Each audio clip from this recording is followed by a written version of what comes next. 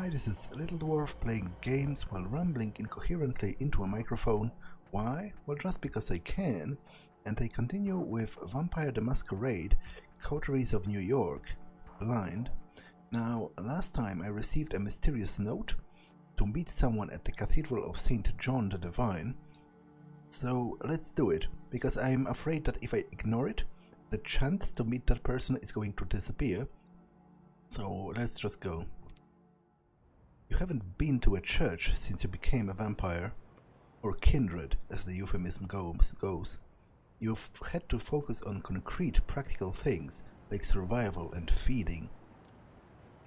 You've learned the essentials of the vampire experience, but you don't really have a clear idea of what it all means. The Cathedral of St. John the Divine is a New York landmark. You've been inside once before, when you were much younger. You've marveled at its Gothic facade.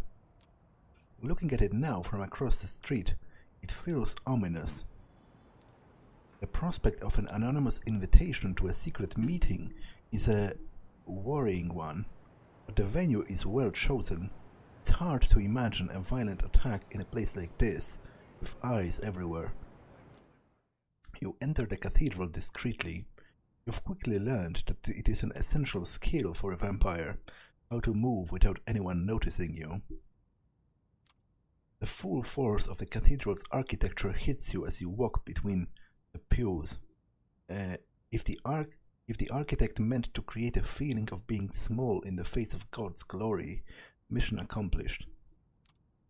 Based on the note, you're assuming that whoever it is you're meeting is somewhere in the front. As you step closer to the high altar, it feels as if something is dragging at your feet, as if the stone beneath you resisted your movement. Oh, is there someone... Is there someone here who actually possesses true faith? Because as Sophie Langley has alluded to, most of the time religious symbols and, the whole religious protection doesn't really do anything about against vampires.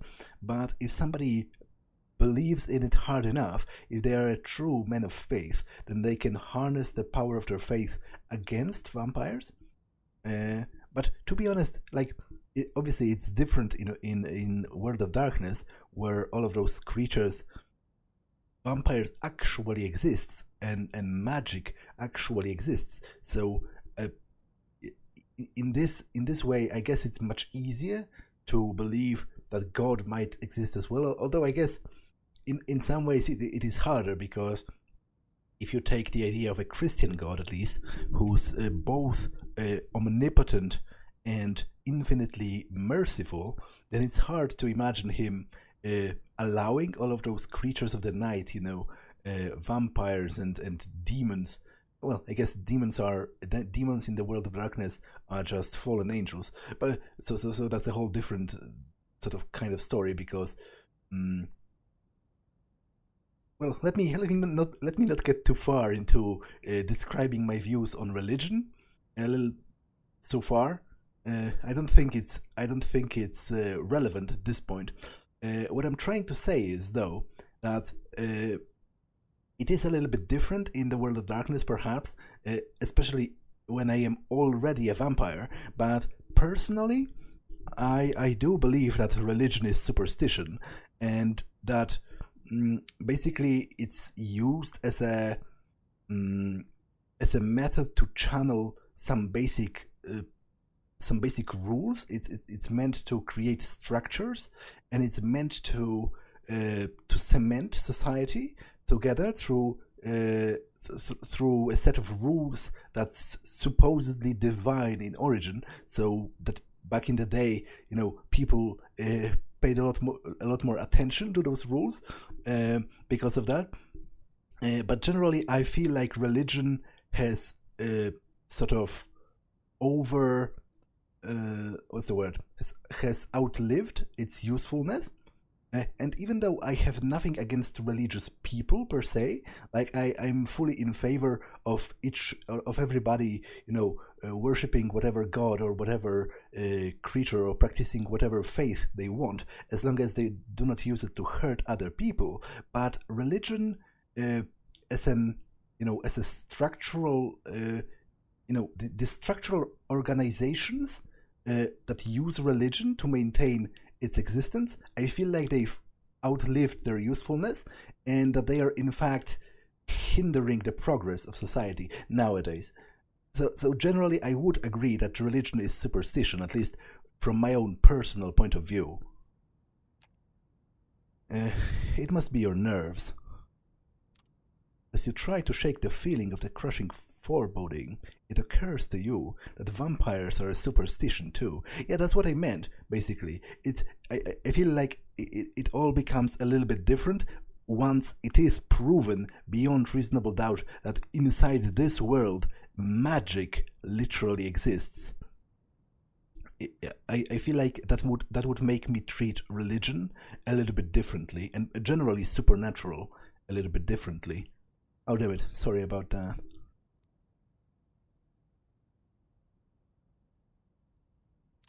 There's an old man sitting in the front. You see only the back of his head, bowed down in silent prayer. Your footsteps echo on the floor as he turns to look at you. You can't take your eyes off him. He's tall, dignified, white hair balding, a few strands escaping to the sides. He's wearing glasses and simple clerical clothing. His eyes are warm and pale, too kind for someone like you. Something is wrong. You feel heavy, as if a giant hand was pressing you down. The skin on your face is burning. Perhaps unconsciously, you expected something like this, as a vampire walking into a cathedral, only it's not the building or god making you feel like you're burning alive. It is the man, the priest. Yeah, that's what I said, because basically, in the world of darkness, true faith has nothing to do with religion per se. Like, I believe it's actually possible to possess true faith without believing in any religion. Like, it has to do with it has to do with the strength of conviction. It has to do with the strength of character of that person. So it's not the fact that I am in a church that's affecting me. The church doesn't matter. What matters is the person. Apparently, this particular priest is so devout that his presence alone makes me, affects me as a vampire. Welcome, my child. The priest's tone is kind, but the rising panic inside is telling you that the kindness is not for the likes of you. Well, I am going to talk with him. He did invite me here.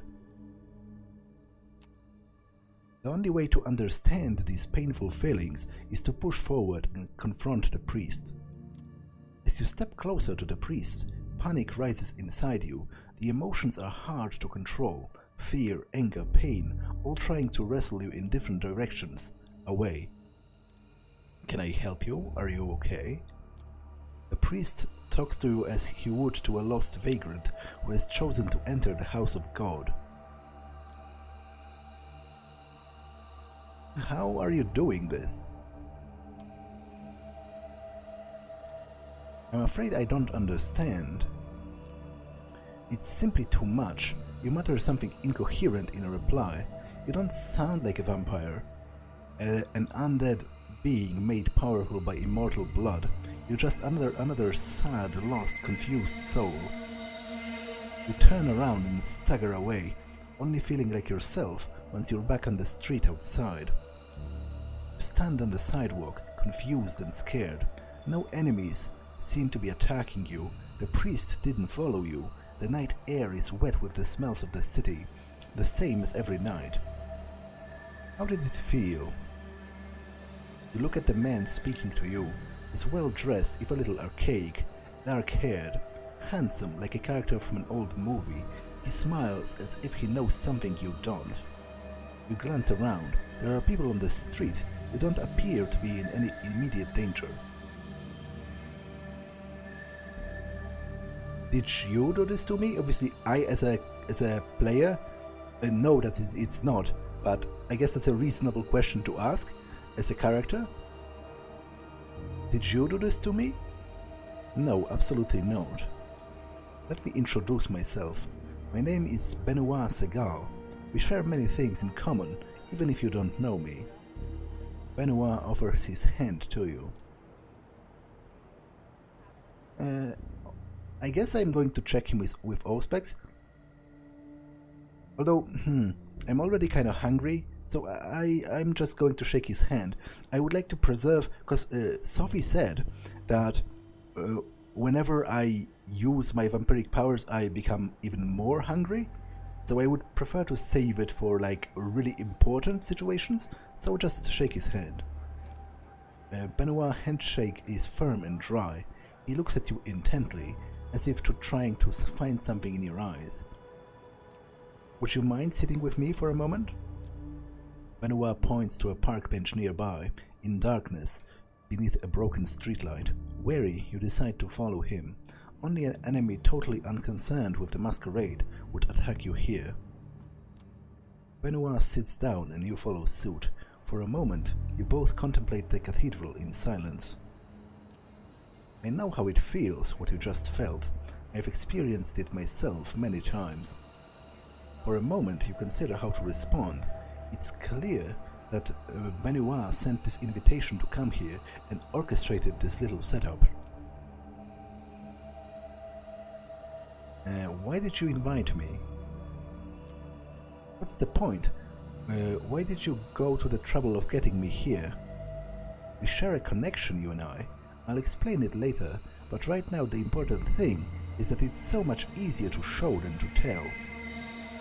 I wanted you to meet Father Anthony, or see him, experience him.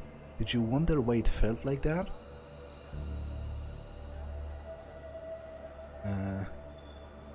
Well, it pretty clearly was the priest. At first I thought it was because I was in the church, but then I realized it came from him, the priest. I think you're right, it does come from him. It's his faith that makes you feel like that. He's safe in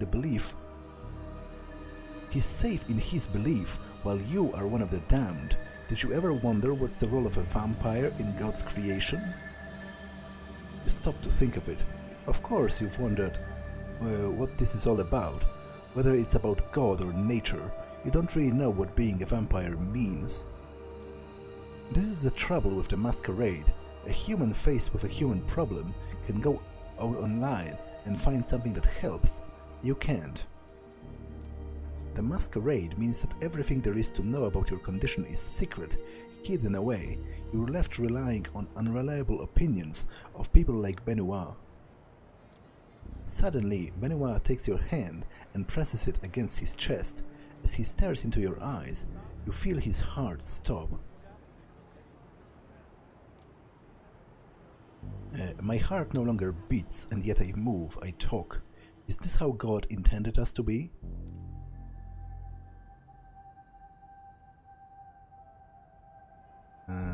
Is there a natural explanation? To be honest, at this point, I don't think there is.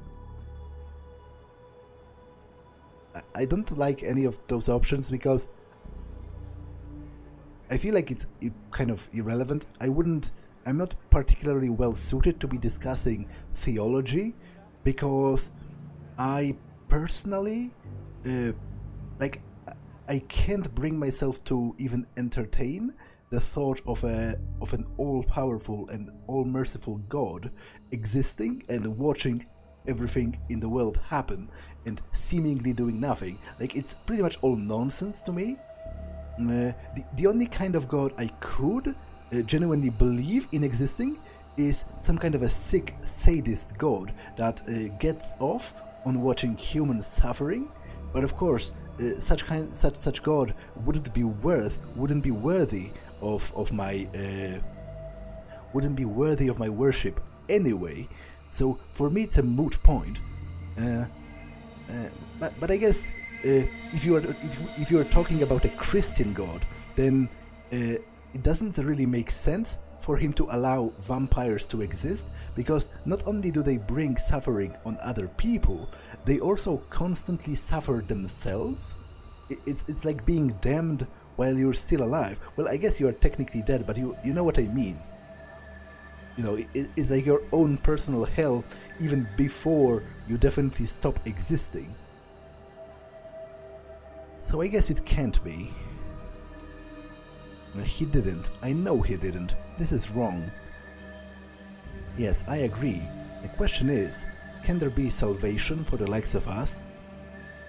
Sometimes I'm skeptical too, but in Father Anthony's presence, I know faith is real. I know it because it hurts so much, but perhaps you have questions about faith and our kind.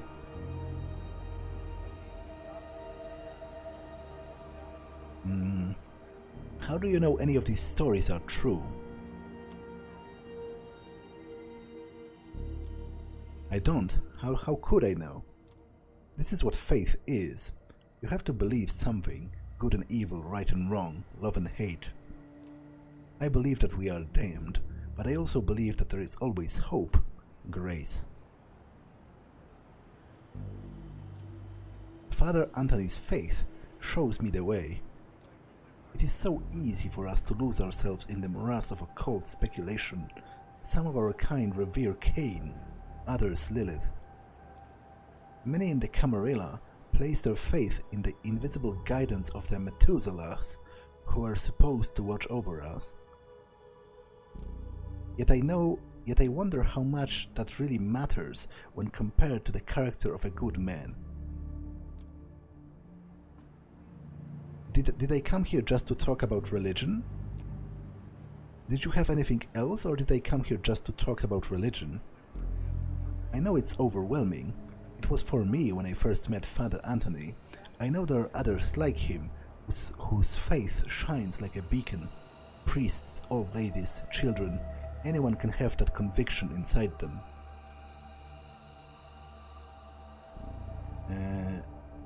I have to go. I'm not going to pray for guidance because I'm not religious myself. I can't concentrate when I know the priest is still inside. Benoit nods patiently. Let's meet again a few nights here at the Cathedral. We can talk more after you've thought it through. You leave Benoit sitting in the shadow of the Cathedral, contemplating what lies within. It would be easier to ignore his words without the reality of what you've experienced. Father Anthony was holy. You know it to be true, but what that does mean? Okay. So, do I have time to meet Hope? Yes, I do, so let's do it. Searching for Hope. Sophie suggested you meet Hope, a reclusive member of the Malkavian clan. She's supposedly holed up in an internet cafe in Lower Manhattan. Let's go. It's a quiet, moody internet cafe. Half of its space serves as a comfy coffee bar these days, but behind the glass wall, it still has a space dedicated to rows of PCs. From the street, you can notice tired adults in casual clothes, typing absent-mindedly, and some bored kids wasting their late evening hours on colorful online games.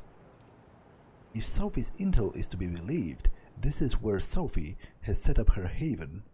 If Sophie's intel is to be believed, this is where Hope has set up her haven. One of the waiters is standing outside the building, gazing at the sky with the smartphone in one hand and a vape pen in the other. You approach the man and tell him,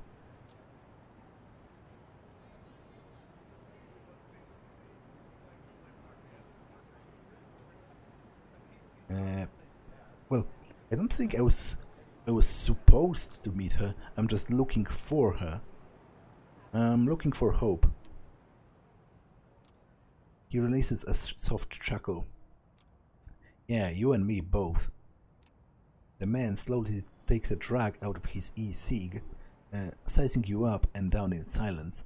After a long, awkward moment, when you are ready to leave him be, he raises his voice again. Come, right this way. He heads back into the cafe, and you follow his lead. When you make your way through the space with computers, no one averts their gaze from their spreadsheets, emails, Facebook profiles, or games of Fortnite. It's a common sight, one you wouldn't have paid much attention to a few weeks ago, but now it seems so unnervingly quaint. Would they still be spending their time like this if they were immortal? Well, to be honest, being immortal is probably a better argument for playing a lot of video games than against, because it seems to me that the argument a lot of people are making is that, for example, spending a lot of time at your computer is basically wasting your life away because you have only a limited time to experience life before you die. So you could be doing different things instead of sitting in front of a computer, which I know is ironic to even talk to while sitting in front of a computer. But I'm not talking about my own perspective. Obviously, I myself don't have that much of a problem with me sitting in front of a computer. I'm talking about hypothetical arguments by other people. For example, my parents back in the day. But it seems to me that once you're immortal, that argument instantly loses all power. Like, it seems to me that the protagonist has it, all the way around. And the waiter unlocks an unassuming door at the end of the room and lets you inside. You two swiftly make your way through the labyrinth of sterile grey corridors, taking confusing twists and turns. Feels like you're traveling into a different world, crossing one invisible portal after another. Eventually, you reach your destination, a dark room with a lone source of pale light, a computer screen in the distance, beckoning you to come closer. As you do, you hear the doors shutting behind your back and the soft chuckle echoing behind it. Is this the place? Nothing else to do but sit in front of the computer. The monitor displays a modern chat application. Cursor is blinking in the username entry field in the middle of the screen, obviously expecting you to input your handle. After a brief consideration, you type in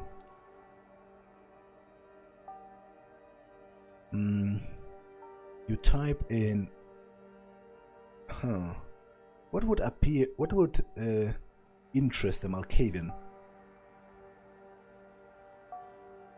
My name is, first of all, awfully bland, and also potentially not wise, because obviously that's the name I'm using all the time, so it can be used to link it back to me quite easily, to the other people that are in the chat, and obviously most of them are probably just humans. Although then again, there are like, presumably tens of thousands of Matts, because I forgot to include a surname in my character's name. So I'm literally just Matt, and I assume there are tens of thousands of Matts, in the United States. So that shouldn't be that big of a problem. But let's type in something goofy, just for the hell of it. Maybe it's your newfound sensibilities going haywire, but this place has a basically barely noticeable sleazy aura. Might as well go along with it. You input pornos collector and push the enter button. Okay, that's kind of uninspired as far as goofy usernames go. After a few seconds, the chat window opens and messages start appearing on the screen in quick succession. Hostage executioner. Frick, okay, that's far too quick for me to read effectively.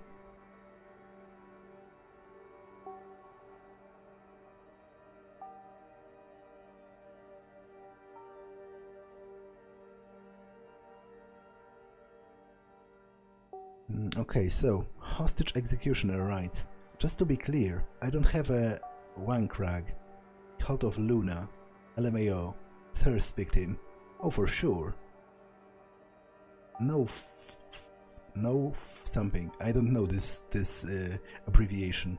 The LMAO was meant for Jerry, of course. Jesse Hooker. Not much longer.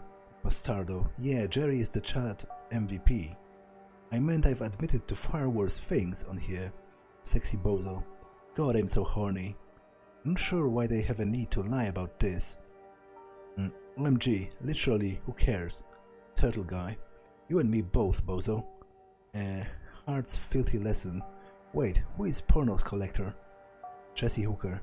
Pornos Collector? Hopeful no one. No idea. A new user, wasn't here a second before. What the hell? Has anyone informed Hopeful no one? No. Was anyone informed? Hopeful no one. No announcement. I know I wasn't. Jerry 2010? Identify yourself within 2 minutes or get banned. The chat goes silent, everyone seemingly waiting for you to say something before proceeding. This must be a close-knit group. Better to say something before they kick you out. I'm looking for Hope. Looking for Hope. Is she here? Who the fuck are you? That was meant to be a safe channel. To be honest, I'm not sure how the game expects me to read it so quickly. Like, I probably would have trouble to read it all, even if I wasn't reading it out loud. This was meant to be a safe channel, investigating what went wrong. How did they even get in here? Stay calm. Can you get their location, Jerry? Lol. Yeah, sure. That's our Jerry. Gonna DM it to anyone interested. Oh boy, now you're in trouble. Yeah, you're gonna regret it, Thomas. The day you decided to spy on us.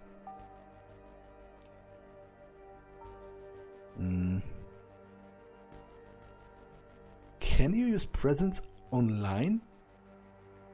To be honest, it seems kind of nonsensical to me. I always thought that the discipline of presence has to do with the vampire's personal sort of charisma, and his the air of confidence and the aura of awe that he personally as a person exudes around him.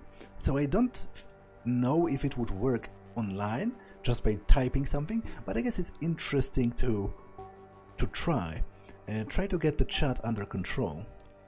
You've had enough of those trash-talking randoms. Time to teach them some respect. Your blood fires up.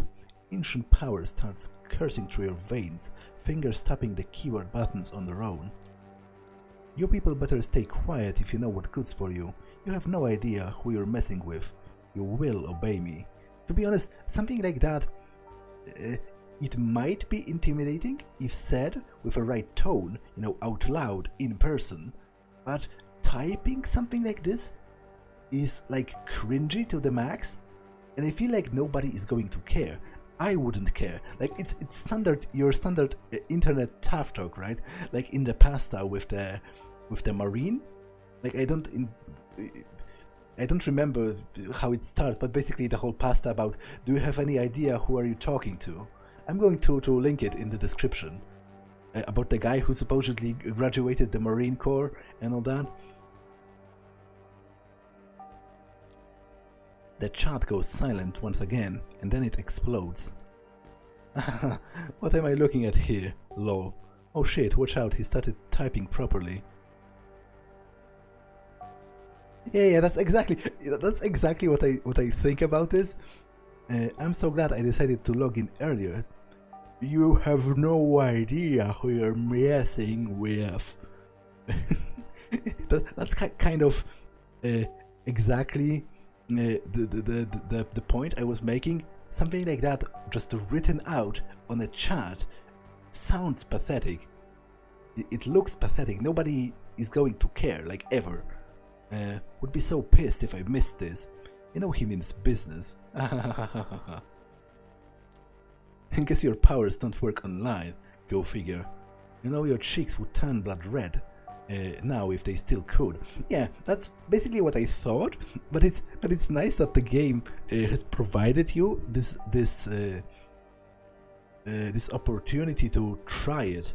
Because obviously your character probably wouldn't know. They might assume it's just magic and it's just going to work anyway. Got the info. Nice. You wanna die, asshole? You will die. You will die.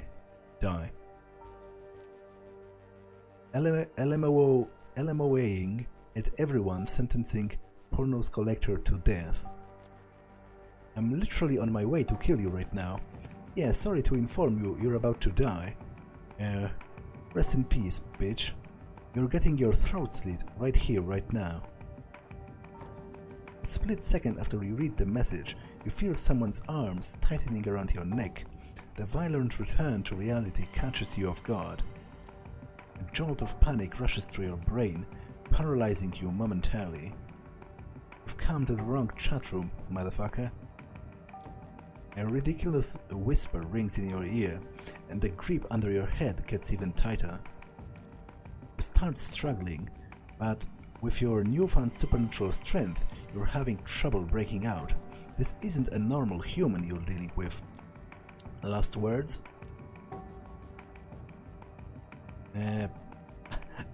Good luck, I can't die. No, I guess out of those, this is the only one that's reasonable. I doubt this would help. Sophie sent me here. Langley? The hand holding your chin shifts its position slightly. Don't struggle or I will break your windpipe, or my phone, which would end even worse for you. Sounds of a camera shutter and lights flashing. Did they just take some selfies with you? Alright, that's enough fun. I'm letting you go, we can have a talk. Don't do anything stupid, Mr. Intruder, pretty please. A mysterious assailant loosens their grip on you and gently pushes you away. You quickly turn to get a good look at them. Let me just finish this.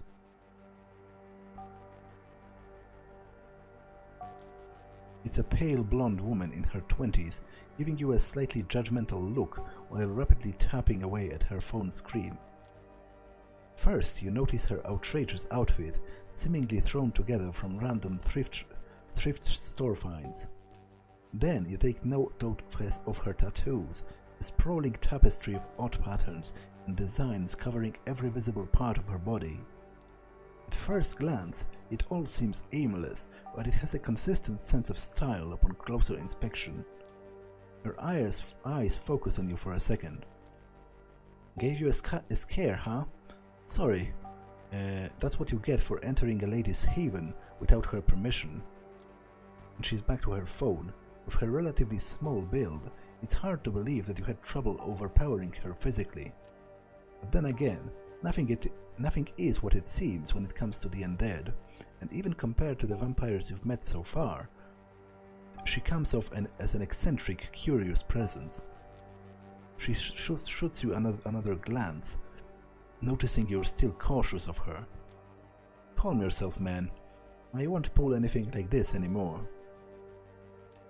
It was just... I feel stupid saying it out loud. A vibe check. A vibe check? Vibe check. A vibe check? To be honest, I genuinely have no idea what a vibe check is. Vibe check? Yeah, I got a glimpse of your vibe on the internet, and in a dangerous situation. I'd say I got a pretty good idea about who you really are. I'm Hope, by the way. If you're here, you've probably heard of me, so I went ahead and skipped the pleasantries.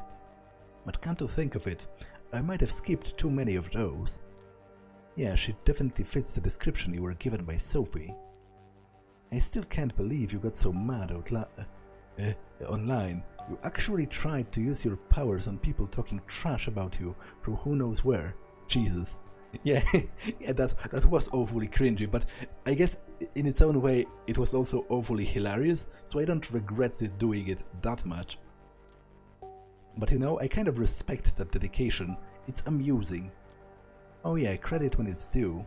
You're probably not a boring person out online, going by your chosen handle. Well, to be honest, even as your resident normie, because I, as a person, am what you would call lame. Like, to be honest, most of my friends online seem to think that I am a bore, and they are not that they are not wrong. Like, I wouldn't call myself particularly well versed in like Chan culture or like memes or stuff. In fact, I would say I'm pretty boring. But even for me, the handle chosen by the game, is kind of lame as well. Like, as far as quirky handles go, that was pretty bad, I would say, but oh well. Believe it or not, among bloodsuckers, that's still rare as hell. Most of them are like clueless baby boomers when it comes to the internet stuff. Anyway, don't worry about the chat. It was all a game for us. No hard feelings, okay? I'll introduce you properly later. On the monitor, the chatter continues normally. Your visit is like yesterday's news, no longer relevant to anything. But look, if we're going to talk about you, you should have something to say too. What are you doing here? About time, she asked. Note to self, she really loves the sound of her own voice. I'm building a coterie. I'm looking for people to join my coterie. Coterie? Been there, done that. Not interested, unless... She takes a closer look at you. Her eyes goes wide. Wait. Shit. Are you the new Langley plaything? Word seems to be getting around fast. Of course you are. It was obvious the second Langley got her hands on a new servant, she would start building a network. Your emissions tell me that could really come in handy when... At Langley, that's a risky game. That kind of ambition attracts too much attention. Piss off. But then again, fucking Kara. She seems to be having a spirited argument with herself, only parts of it audible. Is it just you, or do her facial expressions and body language change a bit between one sentence to the other? Oh, so does she have like, what is it called? I don't believe they call it multiple personality disorder anymore.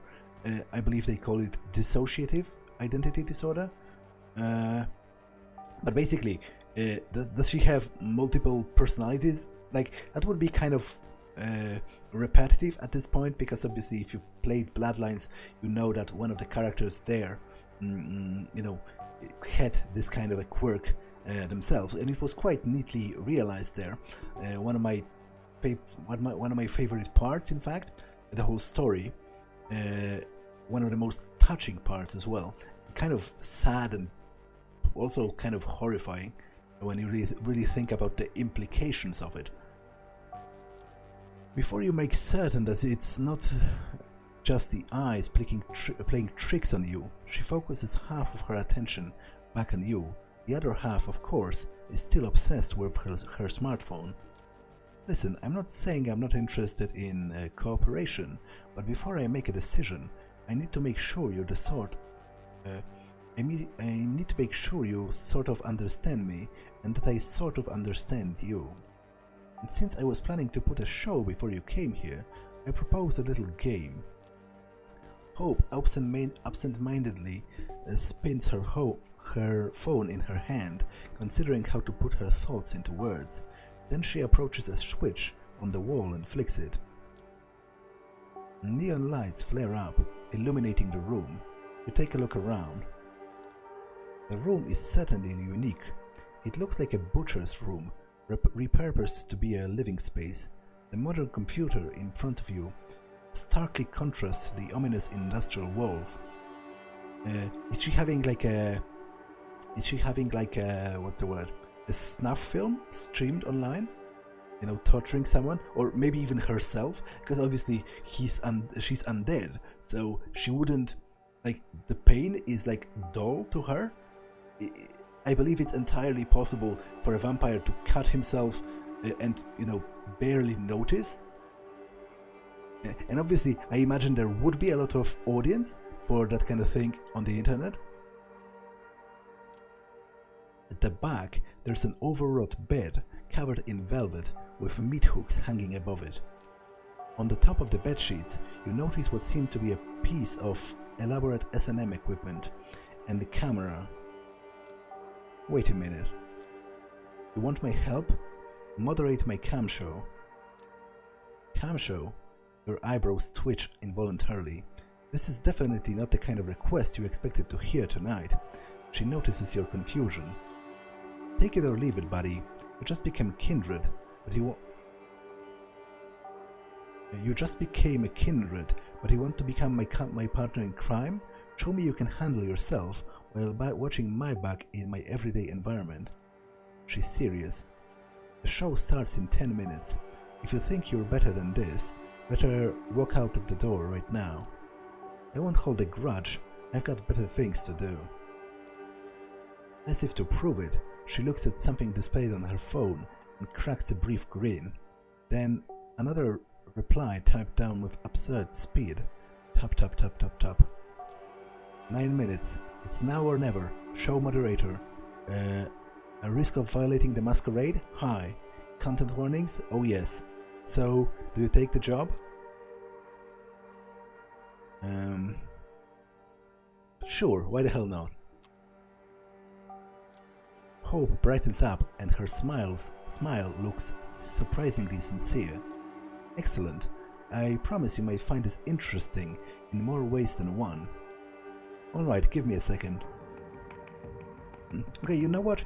I think I'm going to actually pause here because, again, I only have a couple of minutes left and I wouldn't like to pause in the middle of a show, and right before she starts seems like a good enough cutting point. So that's all for this one, and I will see you in the next one. Bye!